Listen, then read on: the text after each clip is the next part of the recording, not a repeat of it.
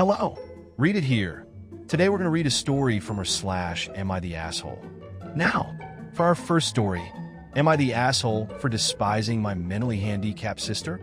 The title makes me sound horrible, but hear me out. My sister is severely autistic. She requires attention almost 24/7 and cannot be left alone. She is nonverbal and cannot take care of herself at all. Despite the fact that she is only 12, she is extremely destructive and violent and destroys anything she gets her hands on. I hate her. That should be wrong to say, but it doesn't feel like it. I was only 6 years old when she was born, and since then, I've never solely had my parents' attention. Even since I can remember, the world has revolved around her. I was moved out of my room into the basement at 7 because she needed to be in the room next to my parents. All of my toys as a child were destroyed by her, and my parents simply ignored me when I complained. Even when I was 14 and she destroyed a Mac my school gave me, I was in the wrong. Along with this, I am expected to take care of her and drop everything I do for her. I can never make plans with friend because my parents expect me to be there if they need me to take care of her. Even when I do somehow get time to myself, I am required to leave if they need me. If I do not, then I am punished. The recent example of this is when I went to see the new Spider-Man movie and was grounded because I turned my phone off in the theater. It seems as if I am nothing more than a slave to them, and anything involving her simply overshadows me. This last week, I was chosen to give a speech at a school event. I was so excited and my parents promised to be there, but they never showed and claimed it was because of my sister. Anytime anything like this happens for me, they are too busy with her. I've held this in for so long, and it finally spilled out today. While talking about colleges with my father, he joked that I should get a degree that pays well, so when they're gone, I can take care of my sister. I don't know why, but this caused me to break down. I cried and screamed about how it's always about her. I'm nothing more than a caretaker to them, that they always make it about her, and that I'm expected to be her slave for the rest of my life. I've locked myself in my room since then, and my parents have not come to check on me. Am I the asshole here?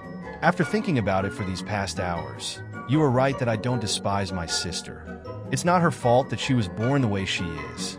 My parents came to talk to me a while after my breakdown, but I was unable to bring myself to talk to them and only cried and asked them to leave.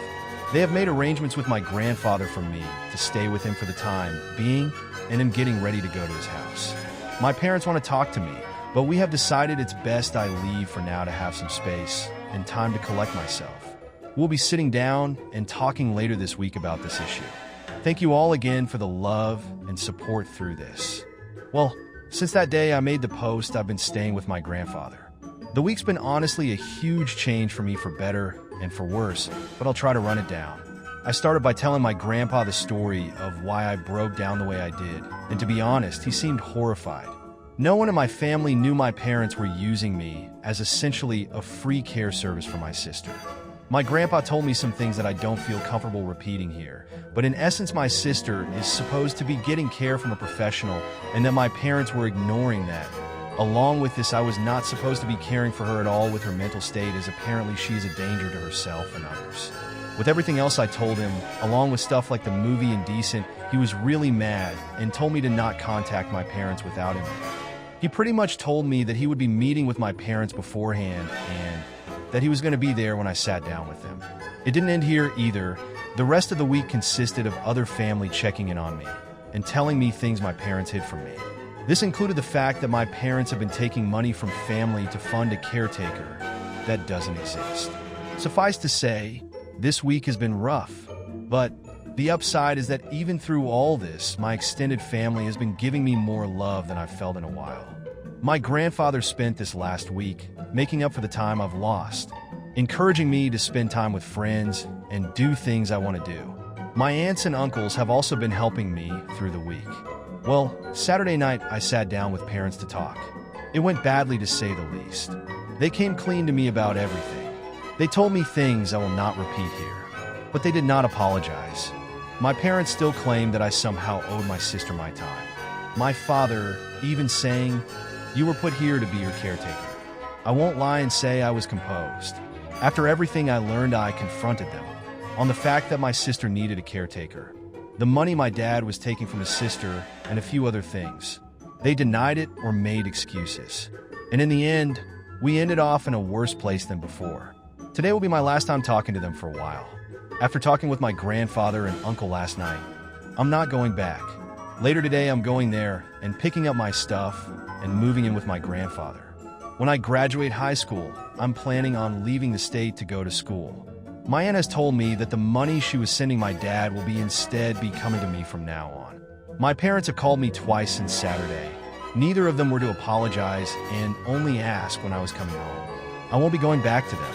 Right now, I still feel pretty uneasy about everything, but I feel like that will pass.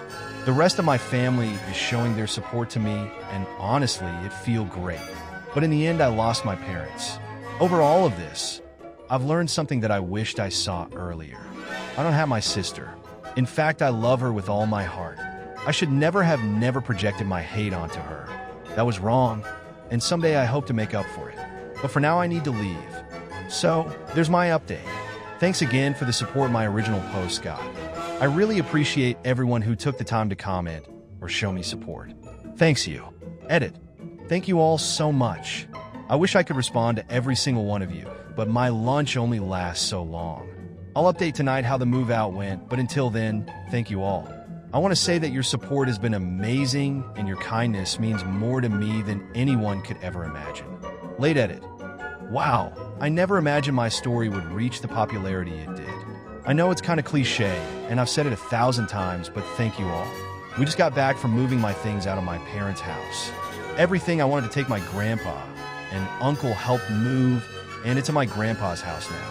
I have my birth certificate, social security card, and every other document and record I could think of. My parents were quiet the whole time I was there.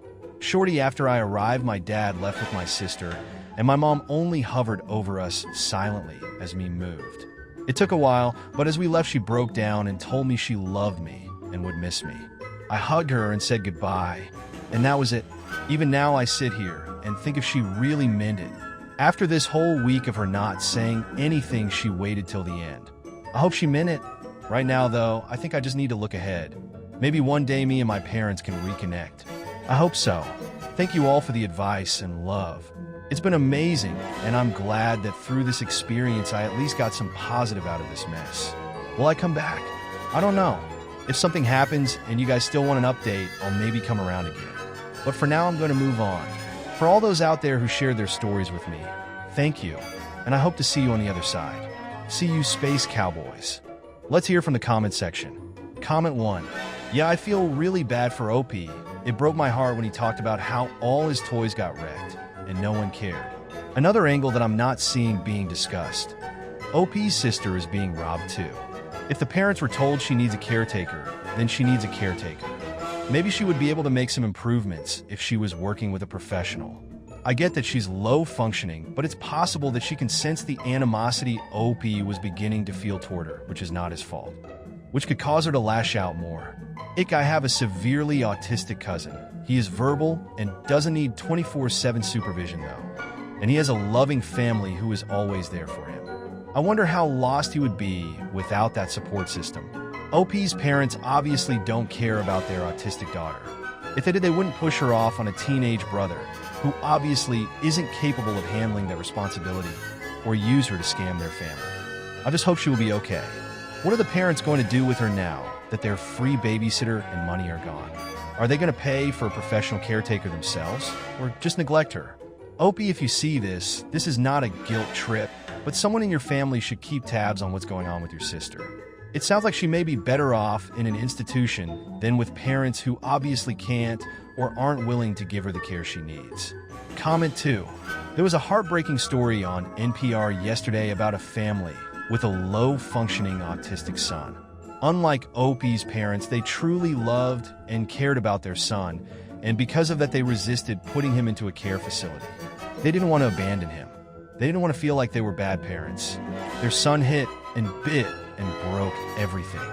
For his own safety and theirs, they had to remove everything except a mattress from his room. For 13 years, his mother did not have a night of unbroken sleep.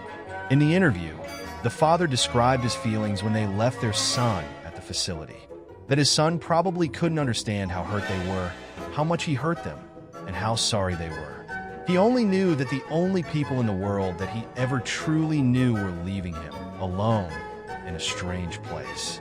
He also describes the first home visit after that, how their son walked into a house that had changed so much while he was gone, but he didn't melt down. He was calm and happy. The care facility gives him appropriate activities throughout the day, so he's never bored. They take care of him.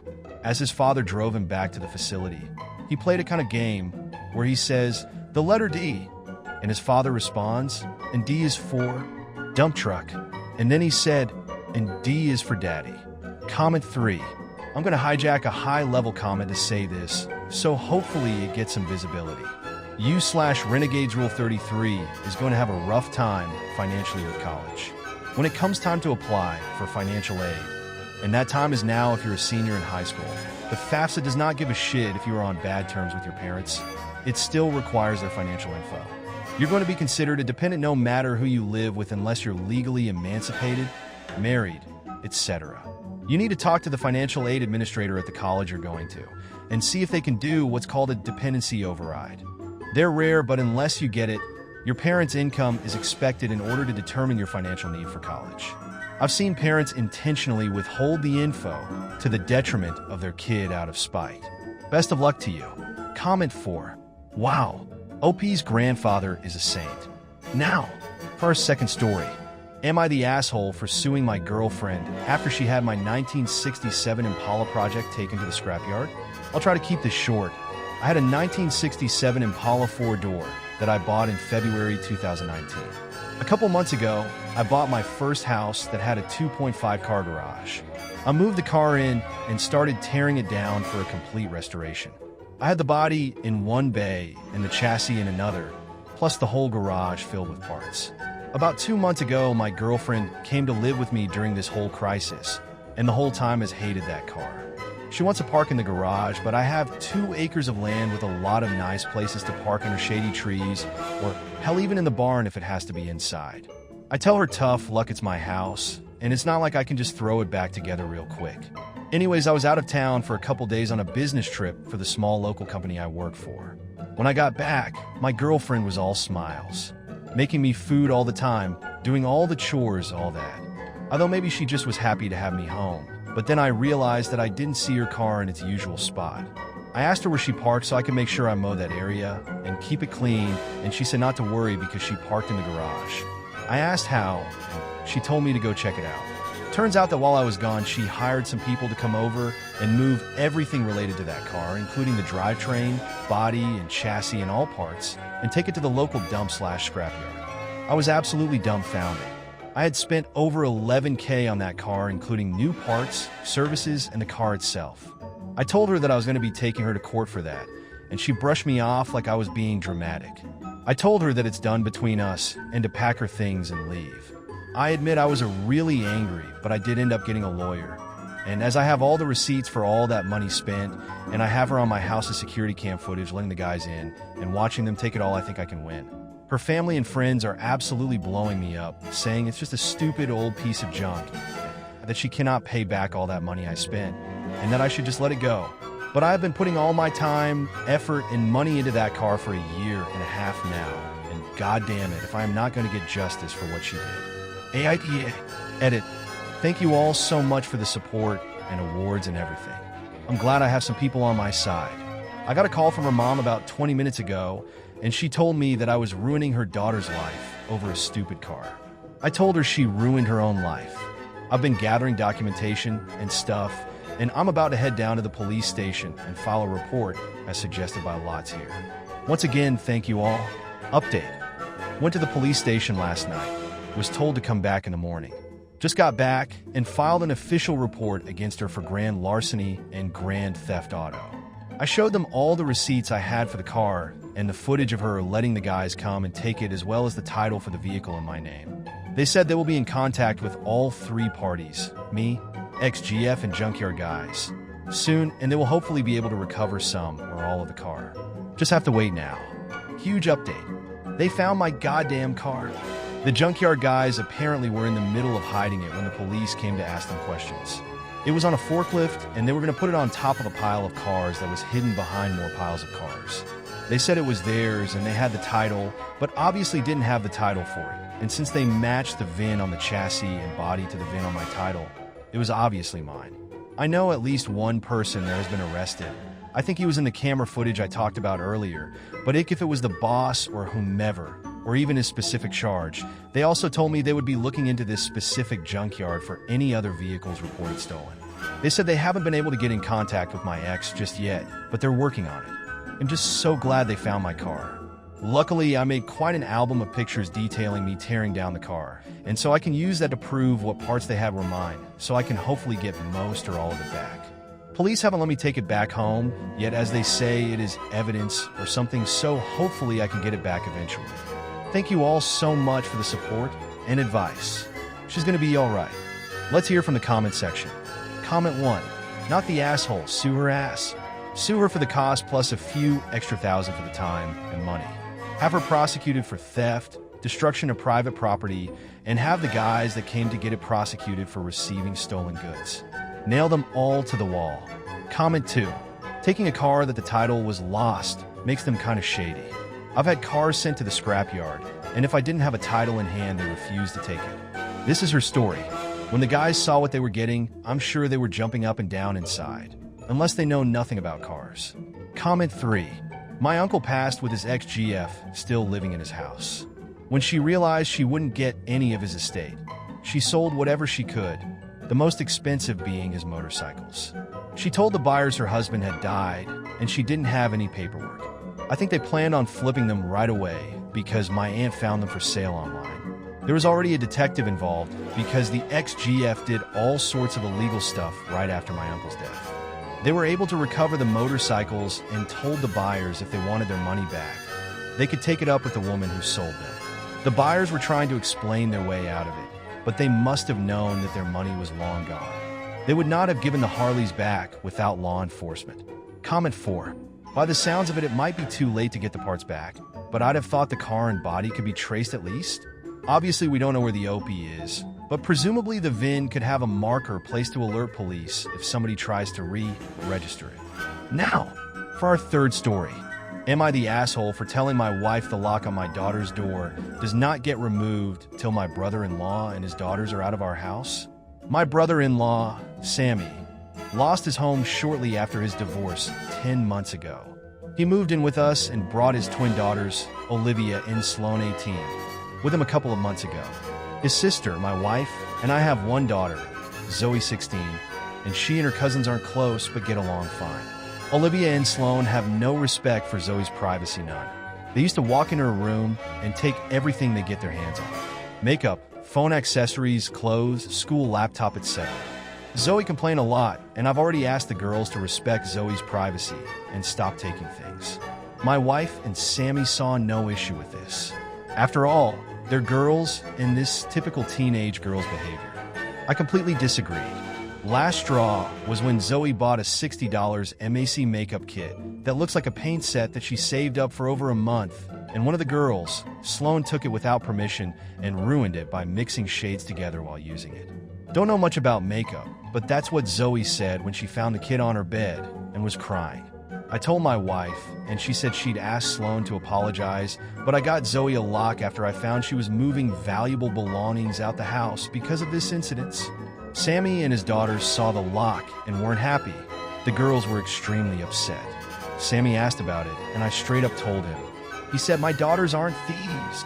It's normal that girls of the same age borrow each other's stuff." He said Zoe could easily get another makeup kit for $15 from Walmart and shouldn't even be buying expensive adult makeup in the first place, and suggested my wife take care of this defect in Zoe's personality, trying to appear older than she is. He accused me of being overprotective and babying Zoe with this level of enablement. I told him this between me and my wife, but she shamed me for putting a lock on Zoe's door for her cousins to see and preventing them from spending time, with her saying I was supposed to treat them like daughters, then demanded I remove it, but I said this lock does not get removed till her brother and his daughters are out of our house. She got mad I was implying we kicked them out and said her families hate me for this. So I reminded her that I let Sammy and his family move, in which something her own family refused to do, so she should start with shaming/blaming them for not taking their own son and nieces/granddaughters in. If it wasn't for her family's unwillingness to help, we wouldn't be dealing with this much disturbance at home. Everyone's been giving me and Zoe silent treatment, and my wife is very much upset over this. Let's hear from the comment section. Comment 1. Not the asshole. Don't back down. You are the only one sticking up for Zoe. If her cousins want to use expensive makeup, give them your wife's. I guarantee she won't appreciate sharing anymore. They need to start behaving like appreciative guests. Comment 2. Not the asshole OP. You have your daughter's back and totally get her need for privacy and autonomy over her stuff. I'm disgusted that her own mother isn't more supportive. Please lend some mother's makeup to the twins, because obviously it's what girls do, isn't it? They love to borrow and use each other's stuff without asking. Not. Comment 3. Bonus if OP goes into Sammy's room to borrow things without asking. Underwear, an expensive watch or something. Returning it with visible wear and tear. Nutella would be my friend for his favorite pants. Comment 4. My granddad would do this with gingerbread biscuits that apparently look convincingly like shit if you wet them and smear them on a wall. Someone would say, "My God, is that shit on the wall?" Then he'd wipe some on his finger, taste it and go, "Yep, that shit all right." Made one guy vomit on the spot apparently. Now, for our 4th story. Am I the asshole for wanting to go to the funeral of a girl that I helped get addicted to drugs? I'm 26 and clean from heroin for 3 years. I was also a piece of shit and used to deal for a while. I managed to get with a beautiful girl named Marcy when I first started getting into the thick of things. She knew who I was, but she said she loved me. I will regret this for the rest of my life, but I was the person who shot up Marcy for the first time. After that, there was no stopping her. She stuck around with me, probably because I was her dealer more than anything, but then I got clean and never saw her again for a long time. A year ago, she reached out to me on Facebook and told me that she had been clean for a few months, and she said that she didn't hate me for what happened, and she hoped I was still clean. Last week, I got a call from my sister who told me that she saw on Facebook that Marcy had OD'd, and there was a funeral service this upcoming Thursday. I immediately just burst into tears because I hoped that this would never happen, and I feel so much guilt over it. I want to go to the funeral service for her, but I'm afraid that my presence would be unwanted. At the most, I would just slip in the back, pay my respects, and leave. I need to do this for myself. Am I the asshole for wanting to go? The funeral service was held this past Thursday. Before then, I brought all the advice I received online and brought it to the real world and talked to both my therapist and sponsor about how I was feeling and what I should do. My sponsor was straight with me and told me that I would be putting myself in danger by going and that I should do something else that day to grieve. When Thursday rolled around, I was a mess. I seriously considered both just going to the funeral or using again, but instead I grabbed my dog and we went on a road trip. We went to the beach and just hung out, the two of us. I'm doing okay this week, but obviously I'm still not doing great. I haven't reached out to any of Marcy's family, and I don't plan to. I understand now how devastating that would be. That's it. Take care, everyone. Let's hear from the comment section. Comment 1. You're not the asshole for wanting to go. You will be the asshole if you did go. Your presence would not be welcomed. Go mourn privately somewhere else. Also, edited to add, it's a dick move to use this opportunity to do this for yourself, as you put it. Her family's not putting on a funeral to lessen the guilt of the person who got their child addicted to heroin. Find something else to do for yourself. Maybe talk about it at an NA meeting or something. Comment 2. My daughter OD'd 3 months ago, and if anyone who sold her the stuff she was doing, especially the one who was thought to be getting her stuff at last, it wouldn't have been a good situation for him, and I'm sure this girl's family and friends are of the same mind. Why in the hell would you want to cause them any more grief? Did the drugs really fuck your mind up that bad, or are you just naturally an asshole? You want to do something decent, stay away. Far away, don't sneak in the back quietly, don't go to the graveyard, just stay away. These people had to bury their child, and there is no worse pain that I know. Leave them alone, they have enough pain to deal with. Comment 3. This right here, don't do it OP. Step 9. Made direct amends to such people wherever possible, except when to do so would injure them or others. There's a lot of wisdom in these words. Apply them here. Comment 4. I admire that you have been clean for 3 years and are heartbroken for your friend and her family. That said, I agree with others saying that your presence at the funeral would be disruptive and painful. There are a lot of ways you can come to terms with this and resolve these feelings without going to the funeral. Maybe talking to someone about your feelings would be really helpful, either at an NA meeting or with a counselor.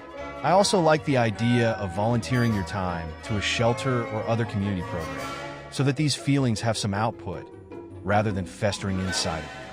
Guilt and regret are powerful emotions, and it's important you address them in healthy, productive ways and in ways that don't hurt others. Good luck to you, OP. I'm sorry to hear about your friend. Thank you for watching. Don't forget to like and subscribe to see more.